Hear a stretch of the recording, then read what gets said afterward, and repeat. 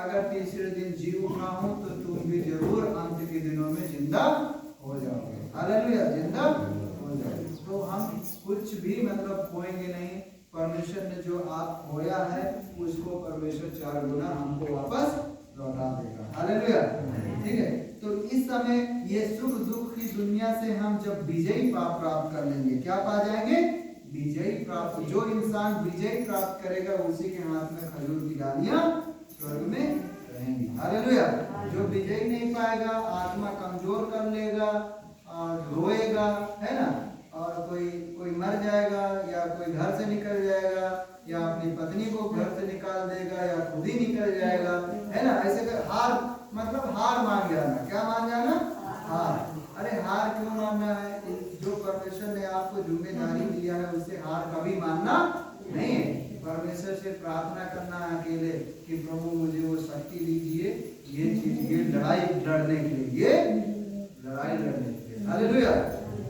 मैं एक जिंदा कहानी बता रहा हूँ। हेलो, बातें मत करो। मैं ऐसे घूम के जा रहा था तो एक आदमी को देखा, वो अपनी चारपाई में बैठा हुआ है, किसमें, तखत में बैठा हुआ है और सामने टीवी चल रही है।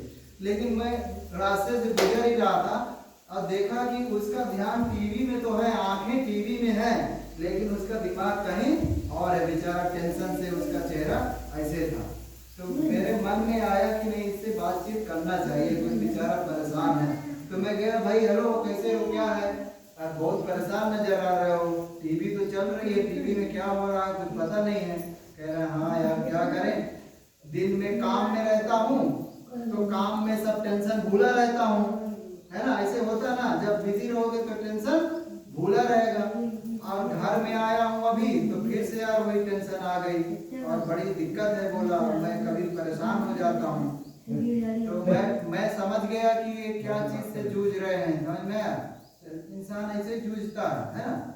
तो मैं समझ गया, तो मैं उनको थोड़ा से समझाया, काउंसलिंग किया। बोला भैया आप एक जवान हो। क्या है? आप एक जवान हो। आर्मी लोगों को देखोगे बॉर्डर में गोली भी लग जाती है ना तो हिंदुस्तान की जय मनाता रहता है ना। तो हमारा जिंदगी ऐसी है, संघर्ष का। क्या है जिंदगी?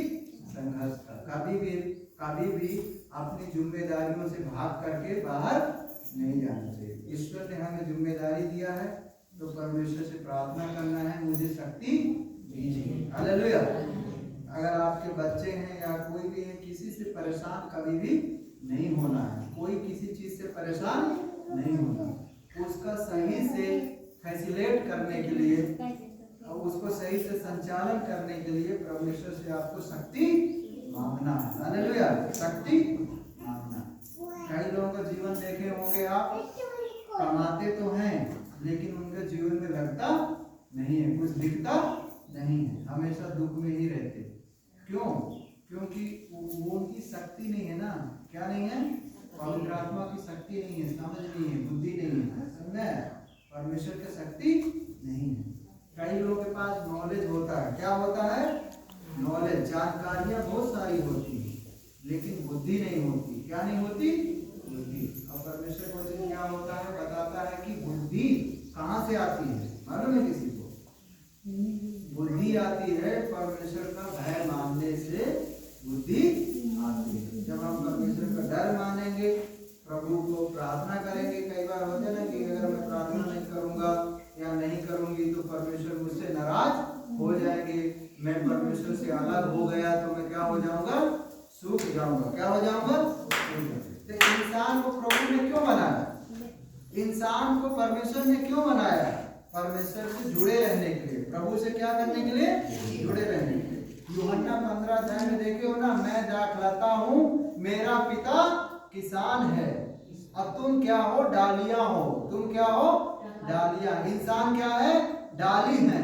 अगर डाली पेड़ में ना लगी रहे तो डाली का क्या हाल होगा पता है? सूख जाएगी। क्या हो जाएगी? सूख जाएगी। तो आप सूखे रहना चाह रहे हो कि हरे भरे रहना चाहते हो? हरे भरे, राइट। तो हमको क्या होना चाहिए? उसमें हमेशा जुटे रहना चाहिए। हालेलुया। और हमें वो डाली फल भी लाना है। क्या लाना है? फल। अब फल कैसे लाएंगे? खुद खुश रहो,